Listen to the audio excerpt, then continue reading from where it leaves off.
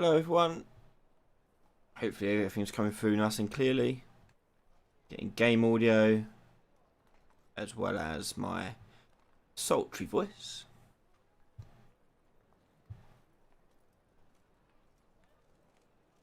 Okay guys, welcome to our case study live stream.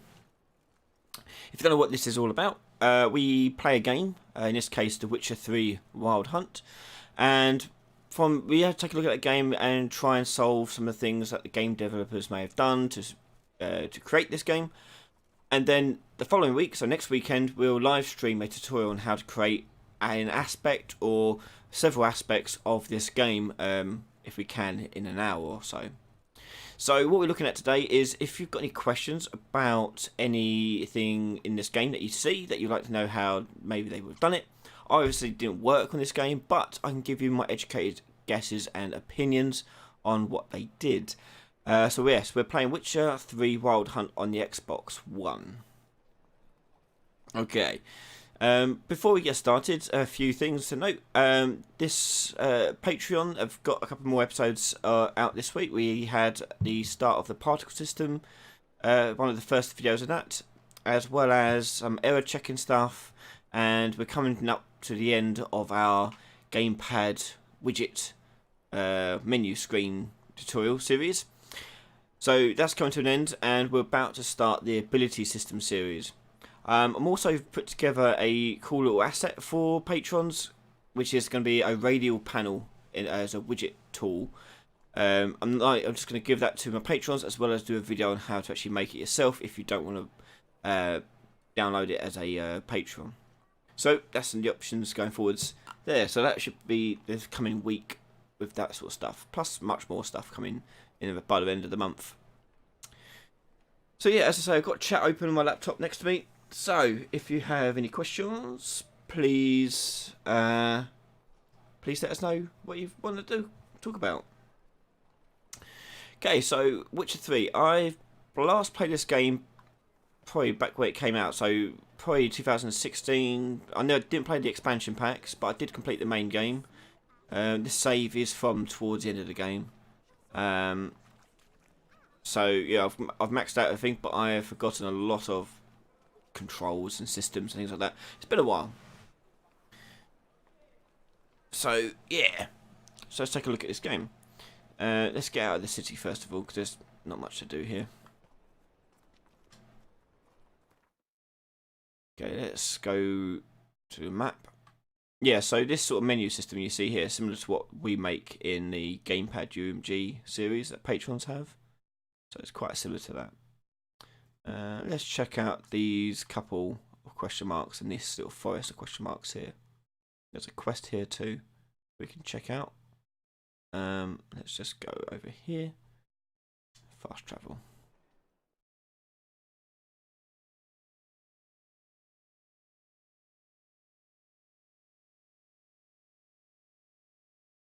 DJ Shiro, an aerial combat system like Devil May Cry. Oh, you mean like juggling enemies? Oh. So you can lock on in this game. It's a third-person action game, so you can lock on. I'm really overpowered, by the way, because I'm like max level.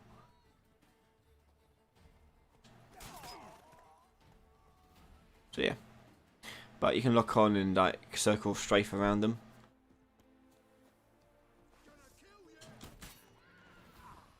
So. Anyway, we're done with that. So, oh, wrong button. Let's take a look at our map.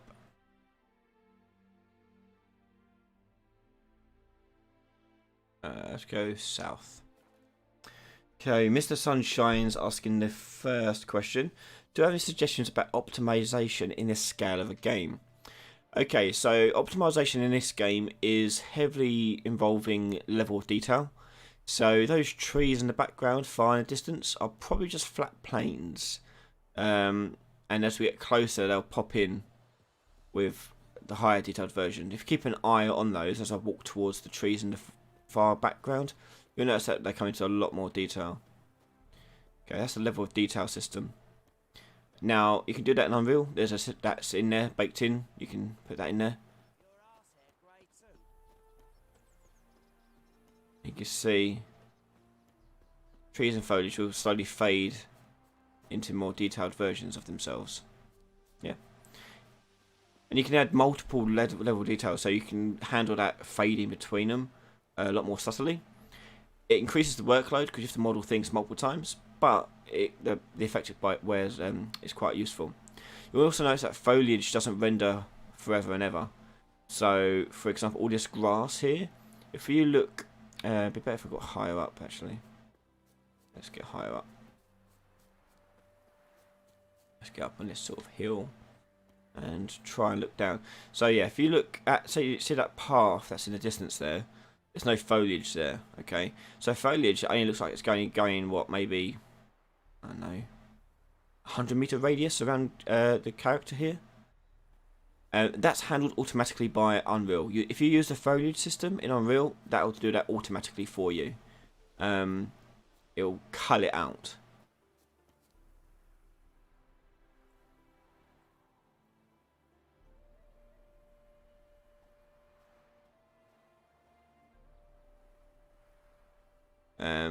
So I'm just reading chat.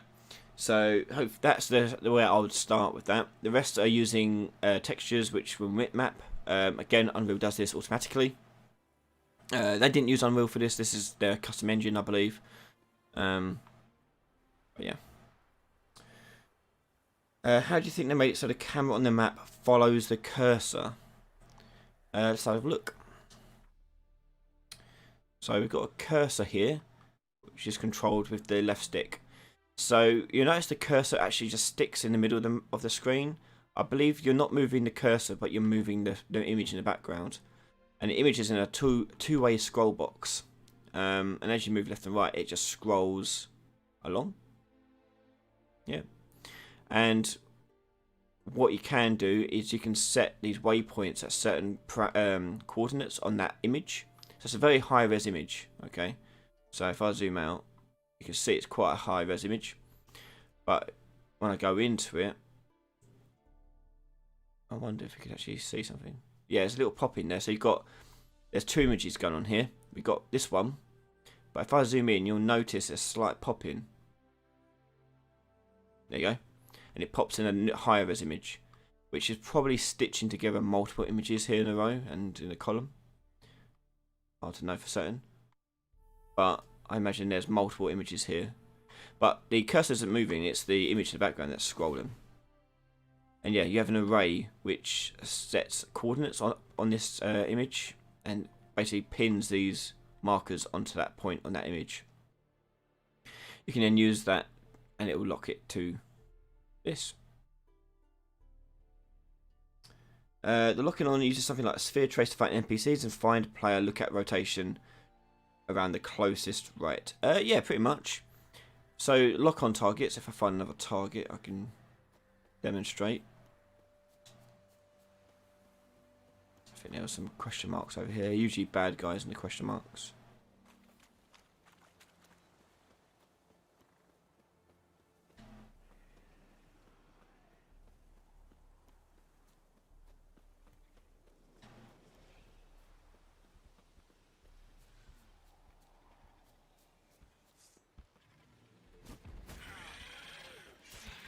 Just a simple waving.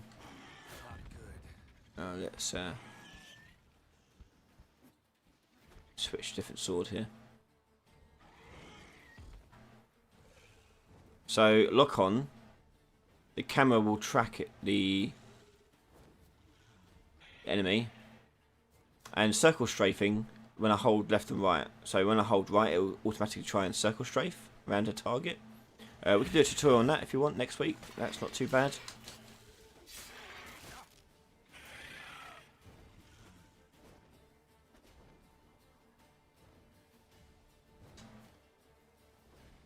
Come on, you.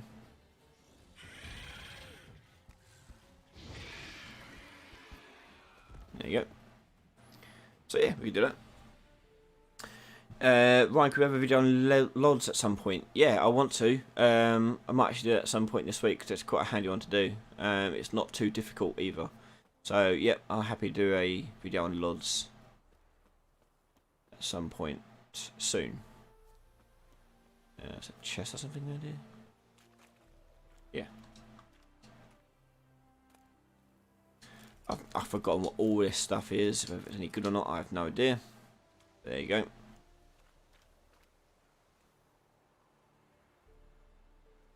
Yeah, circle strafing. Yeah, we can do that next week. We'll do that as the first thing. But I say we can add multiple things if we have time. So let's see. Oh. Why is my camera so close in?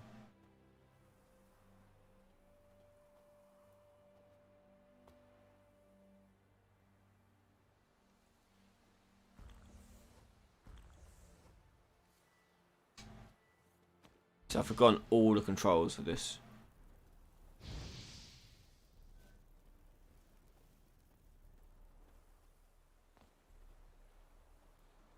Why can't I? What have I done?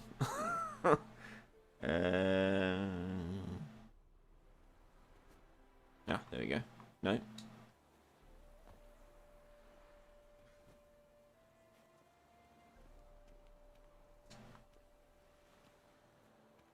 I'm too heavy. Ah, okay. That's what it is.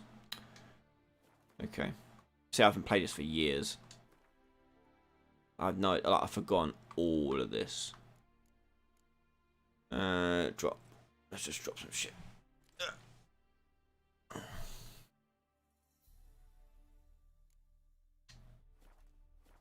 There we go.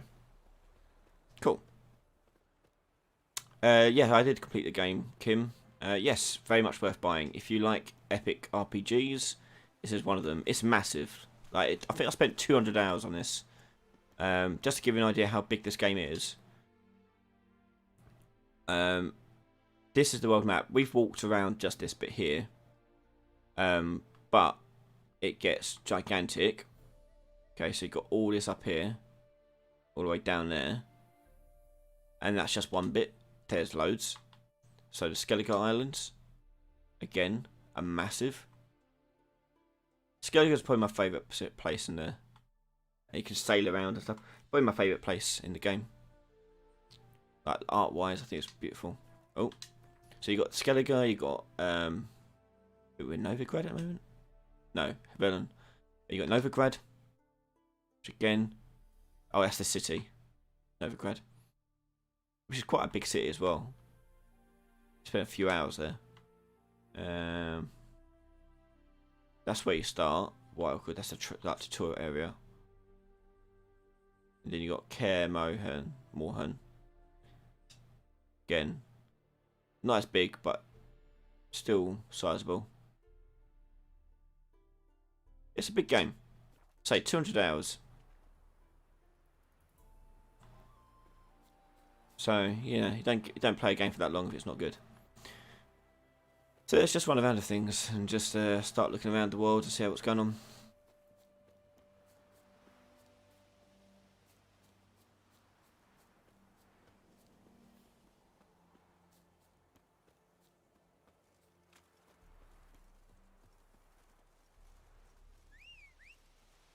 Come a horse. Yes.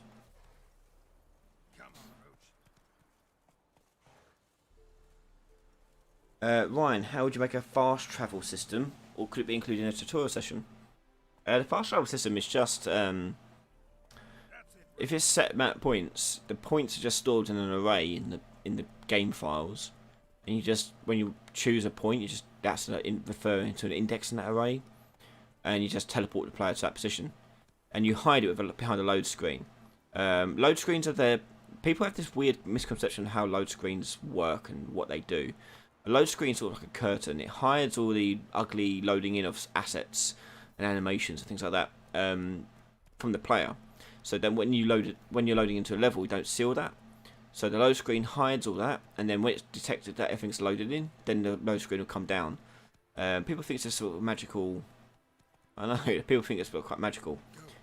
It's not. Essentially, it's a giant curtain. We'll do a video on it, how to do it properly, and also how to do like detection of when things are loaded.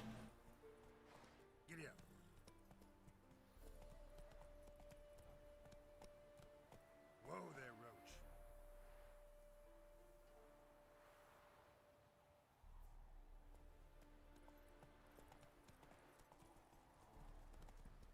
and like the world is streaming in the loads. So as you open world games stream in loads, so we don't have load screens, but that's where you get level detail stuff coming in, because it's streaming in parts of the world.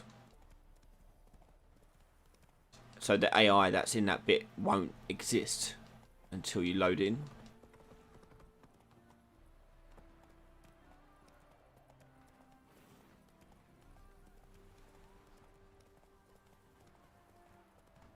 Like the characters that we just passed won't stay there. They'll unload. And that's why you get in games lots of tunnels and bridges and things like that, because it hides the loads pretty well.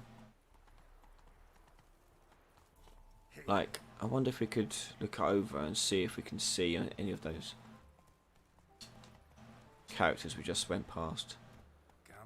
I've probably unloaded those characters already. We just crossed the bridge.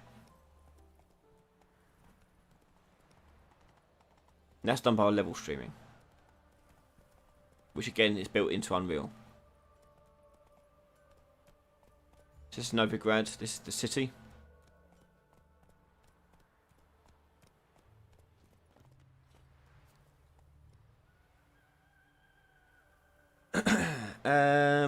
Crinesis. How do you approach a locomotive system, Ryan?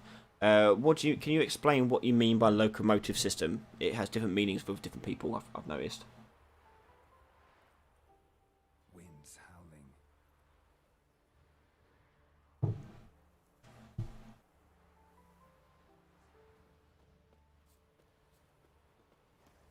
How do you go about adding fog in a certain area, like a forest or a street? Most of the time, it'll be a particle system. It's a fairly easy way of doing that, and probably the way I would do it. You can add like atmospheric fog, but that is different. That's sort of like you see in the distance. That is sort of blurred out. That is sort of foggy in the distance. That's the atmospheric fog, and it makes things look a bit more realistic. But oh god. So I'm sitting on the floor, my legs crossed, my legs went numb. But yeah, so localized fog would be just a particle system. A locomotive system, like leaning, etc. Okay. Oh Christ. Okay, so Crinesis is asking about a locomotion in the player sense. So it's heavily involved. There's loads of things you have to take into account. So you'd have this, like for example, Geralt here will have a few things on him determining what is going on. So for example, he would have first of all, he's just his direction of movement. So when I push forward, he's going to follow that direction of movement. Then we have direction of, sort of gravity. You also have probably, depends on the game, loads of games do it differently. You can have like direction of nearest surface. So if you want to put the arm out on the surface, it doesn't do it in this game, but Assassin's Creed for example would. You would determine where the nearest hard surface is, so you can put that arm out and touch the surface.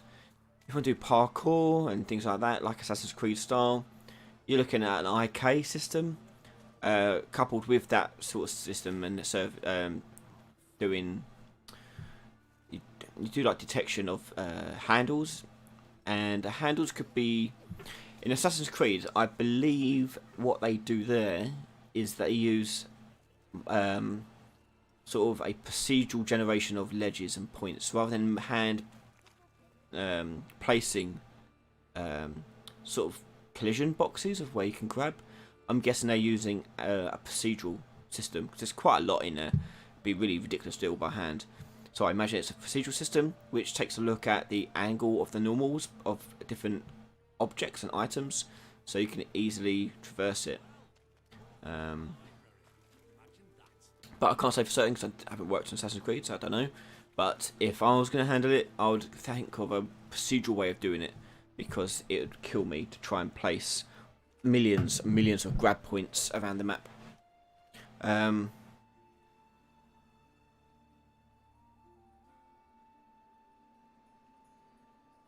Yeah, locomotion systems are like fully featured ones are like long. They take a long time to master anyway, and it all depends on the game you're trying to do. Geralt here is quite simple in regards like if I look around, he doesn't actually look anywhere. Like he's just stays facing forward, and you can see that if he's got a slight turn to him, so it will have my control rotation. When I push left on the stick, it's got a control rotation pointing left. But he doesn't immediately turn left. What it'll do is it interpolate his rotation from right to left.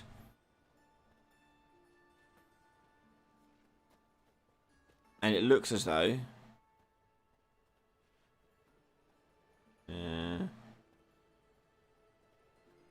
I push that and then...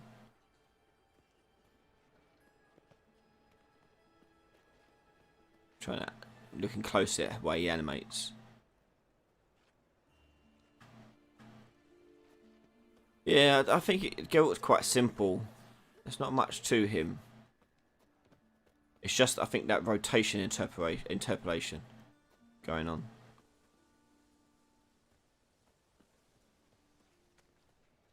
And you speed it up and speed it down, and that's where that fine tuning in and playtesting comes in. But he has no parkour. He just has this jump.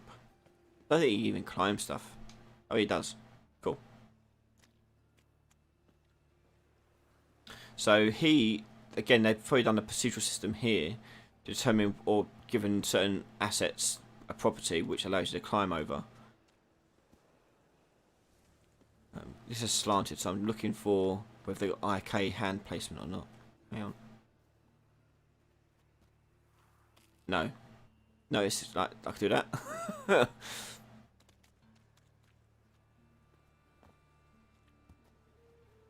Yeah, so it's not their climbing system isn't IK, it's a pre-canned animation. So when you climb something, it just plays that animation. It'd be a root motion animation this, so that when he climbs over, it gives player back a control again, and you can move from the spot you landed in. Root motion animation, by the way, is when you let the animation decide the motion of the character. Right, let's go have a look at the chat. Hang on, let me take a sip of my drink.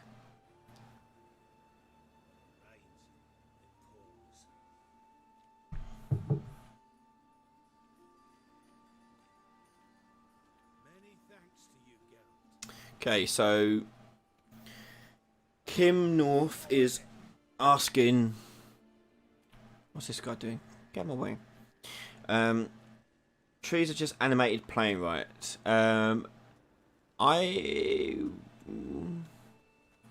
No, these look like they've got a material setting on them with vertex painting. So what the developers they've done is they've got a bit of code on the material which tells it to blow in the wind, which does this. It's called world position offset in Unreal, and you can't really test it because I can't really reach the tree, but the collision won't match the tree. You can't really test it, but yeah. So back to what I was saying. So the material has a node on it which determines its movement in world position offset, which basically tells it to paint the vertices differently based on a value, a randomized value, which gives you this sort of wind look. Now, what they've done is they've coupled that with a vertex paint. So vertex painting means that they paint the bits they really want to blow in the wind white, and anything they don't want to blow in the wind black, and variances in between. So this trunk here is black vertex painted, and the leaves are white. The branches are moving still, but quite stiff, so they're like a low grey. And they probably graduate down to a darker, almost black at the base of their branch. So the whole tree is sort of a gradient between black to white. So when it reaches white, it gets very blurry. When it's black, it doesn't move at all. And that's the way you do that. You would not animate this. There's too many things moving around to animate. It'd be a pain in the bum. It'd be a lot easier to do it as a material. And that's the same goes for a lot of things, like these flappy bits of cloth, for example. Again, will probably be a vertex paint and world position offset on the vertices to make them blow in the wind like that. Probably got some physics system going in play to actually, are they on a loop? Oh no, they change wind. See, they change direction based on the wind, I think. Oh no, they don't. No, it's hard to tell. Hard to tell. But I would do it as a material bit of code rather than anything else. This one's low enough. Maybe I can do it on this one.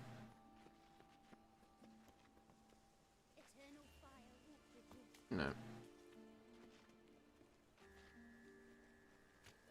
I can't really do it. Never mind. How do you make the mount system? What for the mounting objects or mounting the horse? The mount is just, I'm guessing what they do is that above Geralt, if you push the jump key, it checks whether or not there's a platform above him, or like you can climb waist high maybe. It doesn't trigger there, but it triggers there. So they're clearly checking above Geralt somewhere, see if there's a platform that it can reach up to. Different heights do different things. So this one, you notice it doesn't jump, it doesn't go into animation straight away. So that has one set height. So notice the jump, and then jump, and then turns into that. Okay, so that's one height. But then you've got another height. You've got that one where it doesn't reach up. So I'm guessing you've got a waist high one, and you've got one above your head, and it checks for a normal surface which has got a gap so you can climb over it, and then plays that animation. And I said the animation is going to be a root motion, because once it starts moving you can't control it. It just goes. Like I can wiggle if I climb it. I'm wiggling the sticks. It does nothing. So it's overriding the player's motion. So the animation takes over. See, I can't do nothing. Nope, I'm locked in. So that's a root motion animation, and that's all it is. It looks like doing two checks, one for waist high, and I guess head high, maybe just above the head high. Can I jump on this? No. It got a lower one. No, it's a waist high one, isn't it? Yeah. We've got a third one which is lower than waist, so you can just hop up without using your arms, which is what that is. Got the waist. That one doesn't even have collision on it. You can just walk through that. Not all your props should have collision on them, especially when it's going to get in the way of the player.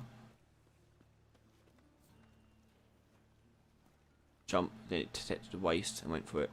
So the waist high. Let's have a look.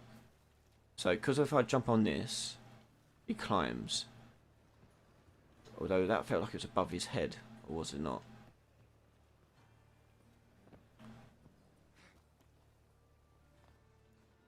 Yeah, so the checkpoint isn't his head. It must be above his head if you want him to jump up to a ledge. That'll do for that.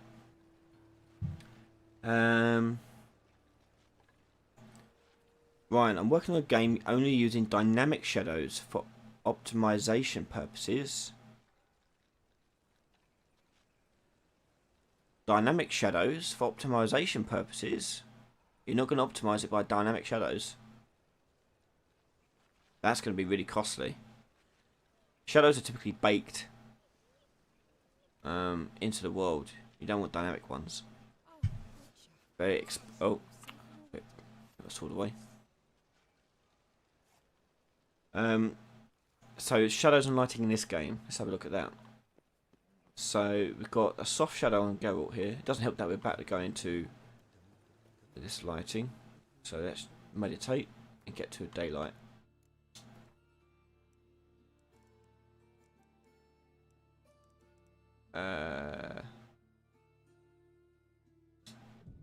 Skip all that.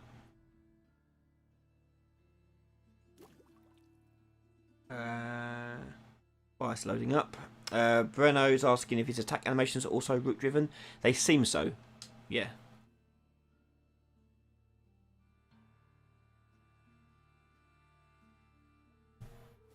Kim, are you referring to the mounting system? If we want to try and do that, or the windy stuff? We can, all of it's in the future. It's just whether or not we do it or not. So shadows and lighting. So it's hard to know if these shadows move. So let's test this theory out. So I'm going to stand on the corner of this shadow here. Okay. Let's meditate. It's going to take 3 hours. Okay, the shadow does move, meaning that's pretty cool. So there's a couple ways of doing that. One, they've got the dynamic moving light, which is the sun, and that's the one dynamic light they have. Two, they've got multiple baked lights, and it's loading in different baked lights. I haven't seen this game personally, so I'm going to imagine it is one dynamic light because this tree is blowing cool shadows onto it.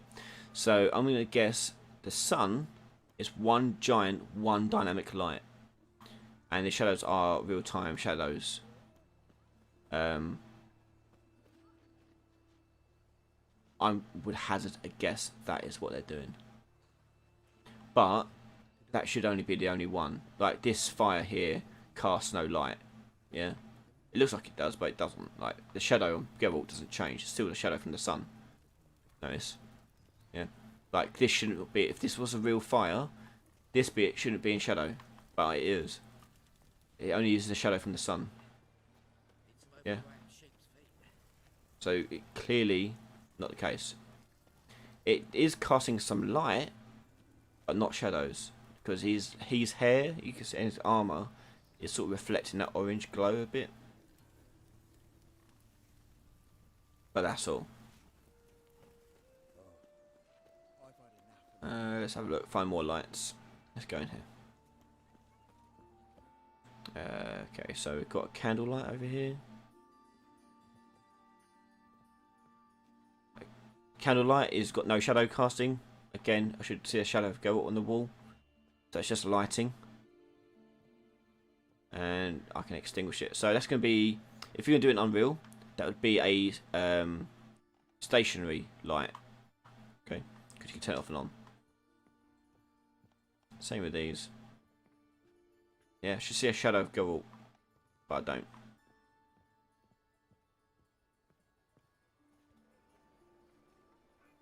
Kim is asking if the sun is one dynamic light, is that a lot overhead computation wise? It is. It is something, yeah, but because it's only one, it's not too bad. When it comes to dynamic lights, you only really want to limit it to like 1, 2, or 3. 1 ideally. Any more than that, you can start notice some issues. So I would recommend only making one dynamic light, which is usually the sun. When games do it, it's usually the sun. All other lights in the game are going to be movable or static lights, which don't do anything.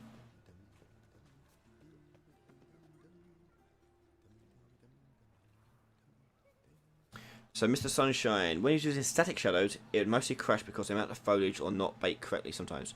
Right, so on the foliage, slightly different setting. So if you go on the foliage tool, you'll notice it's got a tick box for each of the items. So if you've got a grass mesh in there, click on the grass mesh, and you'll see an option in there saying something, I can't remember now, bake static lights. I can't remember now.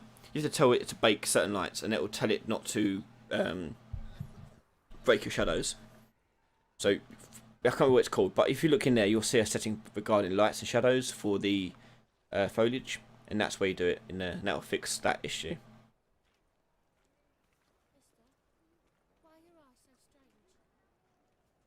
We can try and play with lighting next week. Yep. So next week we're going to do the circle strafe targeting, and we can try to do windy stuff. And we will try and do dynamic lighting stuff if we have time. But I think it would be good to focus on the circle strafing stuff because that's applicable. Well, they're all applicable in lots of places really, but that was quite fun and visual. Let's get out of the town. Ooh, pardon me. Do do do do do.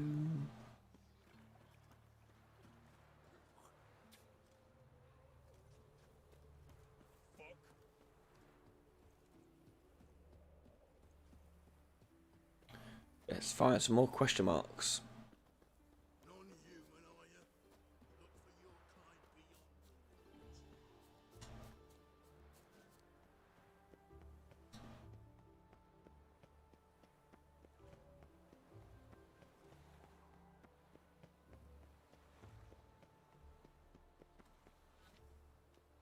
His movement also, I've noticed, has a deceleration on it as well. If I let go of all the keys, he runs for a bit longer.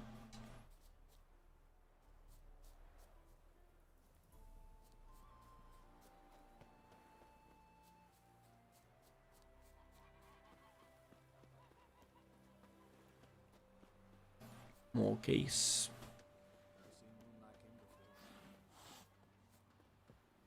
Go this way.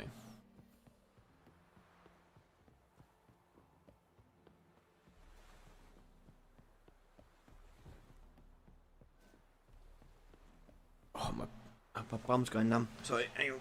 Oh. Yeah, so you can see the foliage, so it doesn't extend to that hill right over on the left, right in front of me now. But if I walk closer to it, you'll notice it fading. That's the foliage tool. That's what it does. How to go about doing his skills and levels.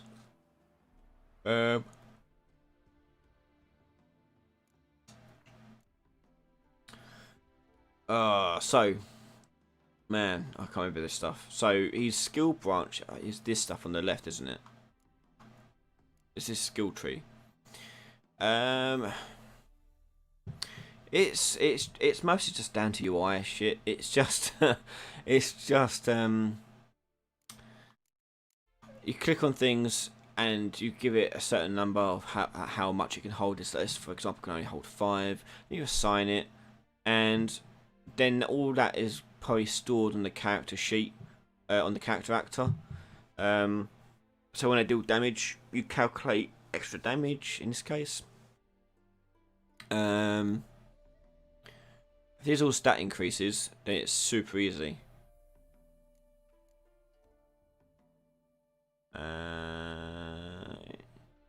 Yeah, this is all stat stuff.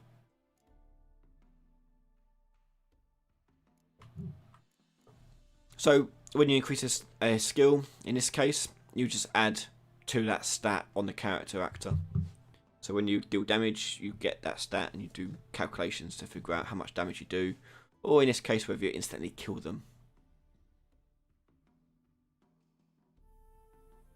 Rodrigo, yes, the whole big map is probably done by like world competition, and using that to stream in bits and bobs of it. But yes, world competition, composition, not competition.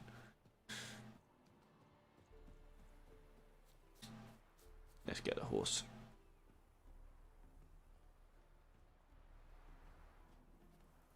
There he is.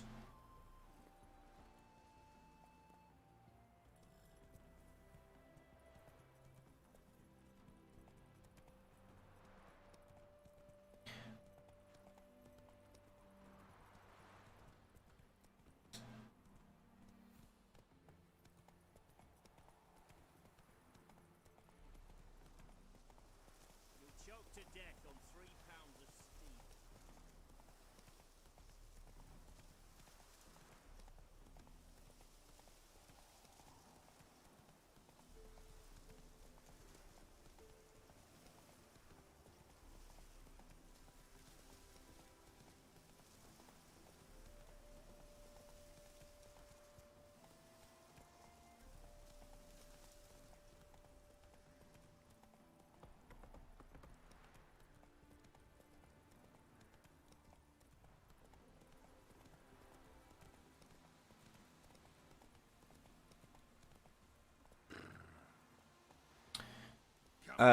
There is a limit, Kim, on NPCs with AI in Unreal.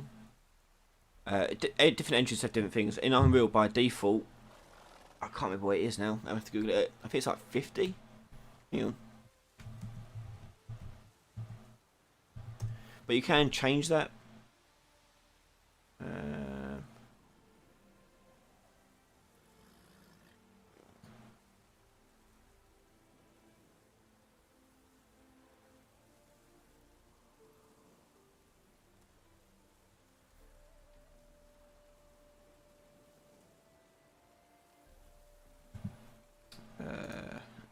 See if I can find it.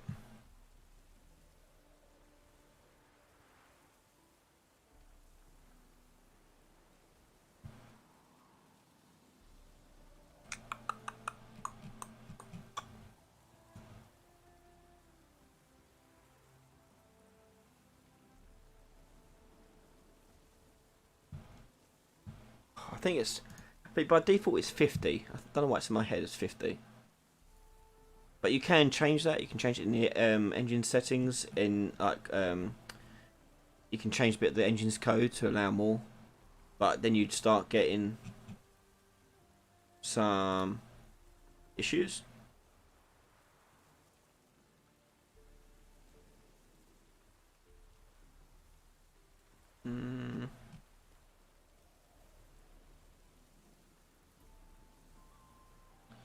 I can't find it now. Yeah, I think it's about 50. But again, you can change that. The more you have, obviously, the more overhead you have. Let's go.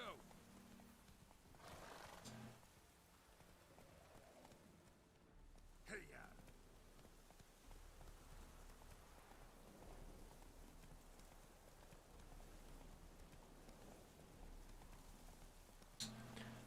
Let's find something else to kill.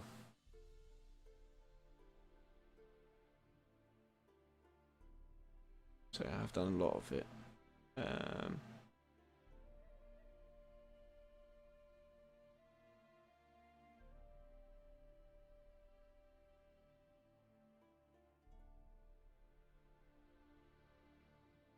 Oh, pardon me.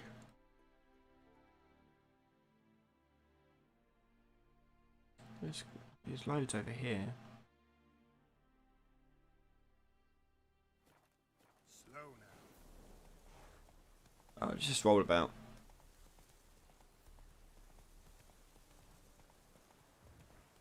Oh, bad guy.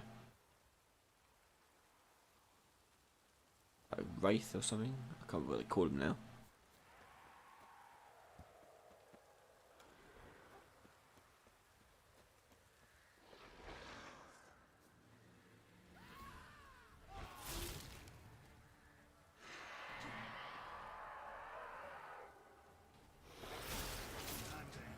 I've forgotten how you kill these things.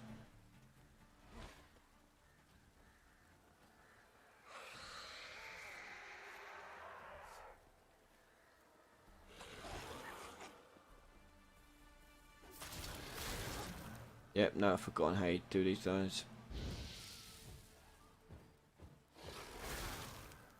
I'm gonna have to run it. Yeah, let's run away. I can't remember how you killed them. Actually, let's go. Might be in here. Glossary. No. Spectres. Moonwraiths. Follow against Yarden, Spectre Oil, and Moon Dust. Okay, do I have any Spectre Oil?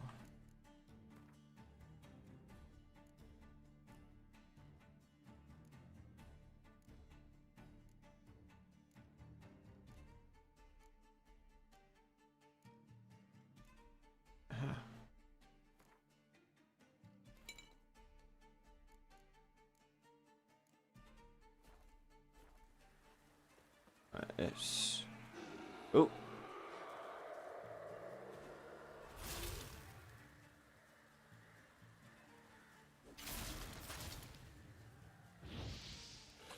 Right, Yarden. Christ almighty.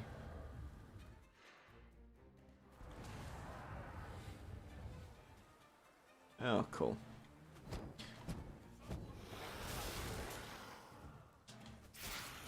Right, I've trapped it.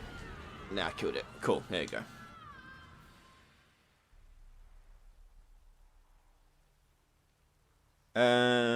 So Kim, alchemy. So the whole premise of this game, like if all the series and the books and things like that, The whole premise is that witches ingest potions to help them fight monsters. So the idea of the game is you have to really prepare for battles and understand how to kill certain things. Like the Wraith, for example, I couldn't kill unless I had the right oil and so forth. So you have to like know how to kill monsters rather than just whack at them with your sword. Also, you have two different types of sword. You have like a normal steel sword and a silver sword. Silver swords are used for magical things like that and other things, whereas humans are best killed with steel. And you apply oils just like you do potions to your sword. It's cool. It's like all about prepping for battle and taking potions, but potions do poison you, so you can't take too many.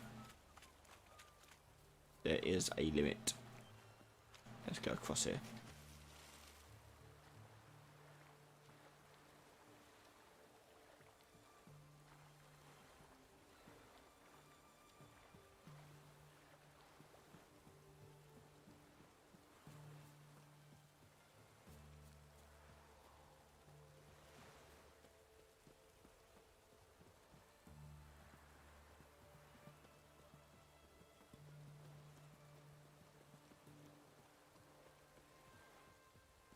Where am I?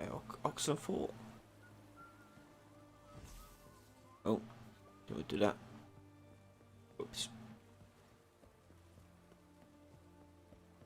Yeah, I think I'm in Oxen Fort.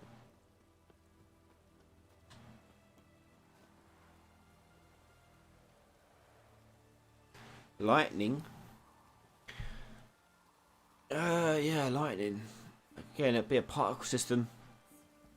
Best way of doing it. Cheapest way of doing it.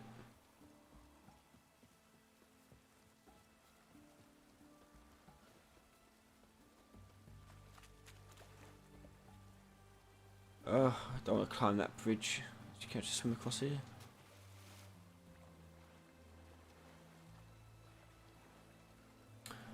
Ollie Turner, do you ever use any other game engine or just Unreal? Lately it's just Unreal, but in the past I've used Unity and Game Maker Studio.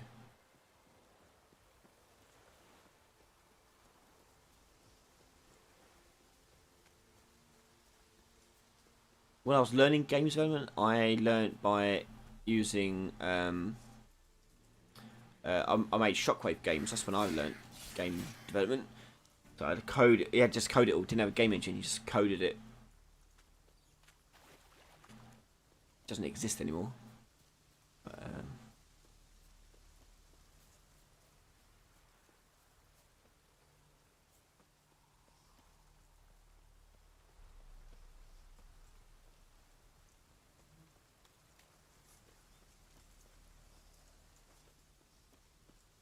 Your kind spreads disease, defeatism, and desertion. do do do do do.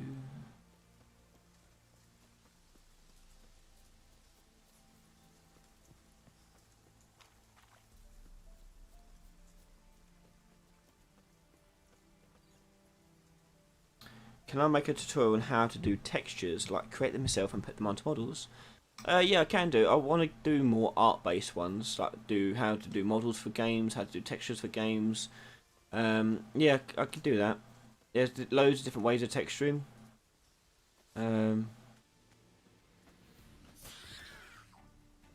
But yeah, that would be on the list to do. So I really want to do some more art-based ones. I'm not the best artist, not best modeler, but I'm alright. But there's some things you need to know when making models for games and textures for games. There are things you need to know for games what to do. Otherwise, it won't look good or perform well. It's something I have to drill into my students' heads at work. Some of them just don't realise some of the mistakes they're making over and over again. So, yeah.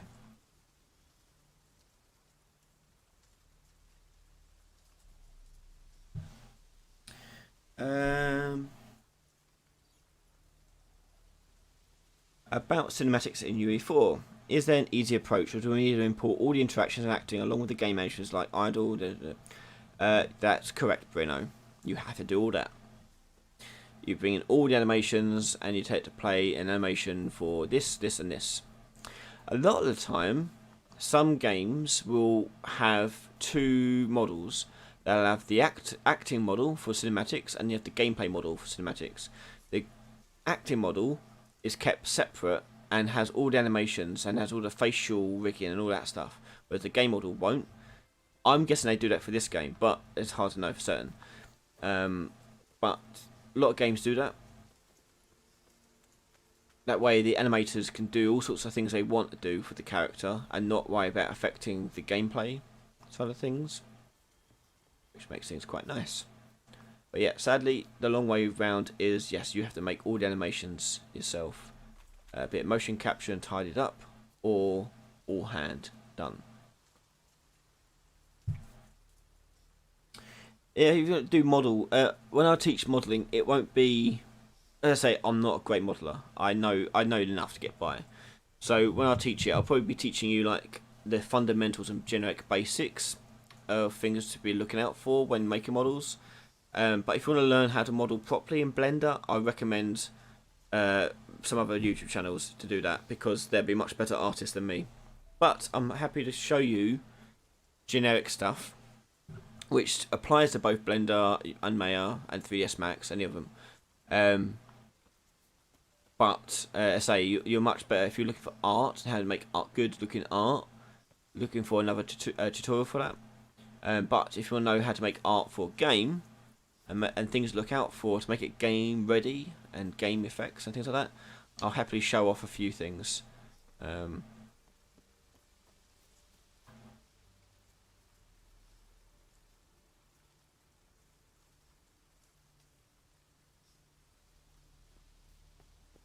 So most of my experience is with Maya.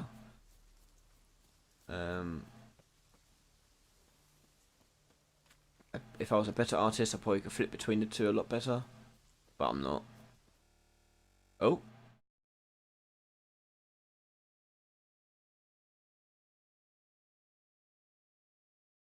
I think the Xbox has just crashed. Is everything else still going on?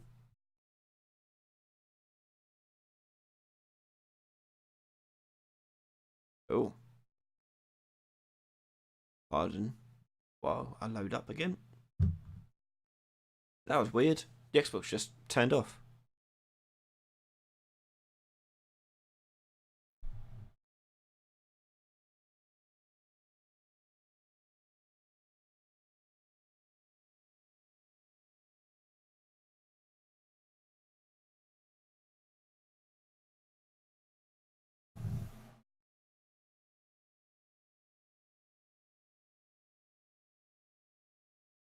Don't know what the hell that was about.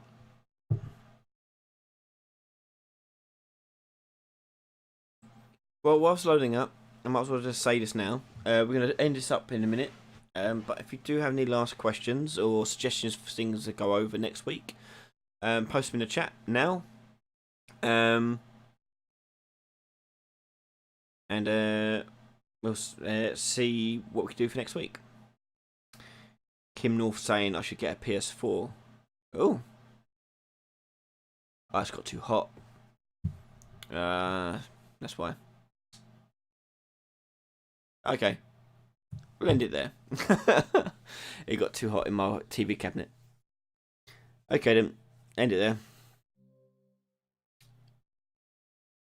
It'll probably will load up again, but The Witcher made it run hot. I've got a day one Xbox One, so I'm not surprised by that. It's showing its last legs. Ledge climbing, I can do if I can find animations for it, because I don't want to spend that time making animations for it. If I find them, I'll throw that in there and try and show that in time. But yeah, I think we'll end it there. It's been an hour. Xbox decided it was too hot and wanted to cool down, so that's fine. We'll leave it like that. Thank you all for everyone coming by and asking your questions and joining us for The Witcher. So next week, yes, we're going to be tackling how to recreate some aspects there. We're going to try and recreate, first of all, the lock-on system and circle strafing, along with maybe some wind stuff, some lighting stuff, and maybe some ledge climbing stuff. we'll see how much time we have to get there. But join us next week when we have that going on. If you want to support me, head over to patreon.com/Ryan Laley. Just $1 will get you access to all of our videos. Say patrons have had, I can't remember now, about a dozen videos since the start of the new year. Maybe just less than that, but quite a few. So keep an eye on what's going on Patreon and head over there to sign up. If you sign up now as a gold member, you'll get access to the code for the projects that I have. And if you have any particular requests for project code that isn't there, you're more than welcome to ask. And if I've got it, I'll give it. But I'll try and put as much as I can up there. Patrons this week can look forward to a radial menu video with assets. I'll give you the assets so you can just install them. And yeah, I think that's it. So I'm gonna go to bed. It's 1 o'clock. I'm tired. So I'm gonna say good night to everyone, and I'll see you all next week. Bye bye.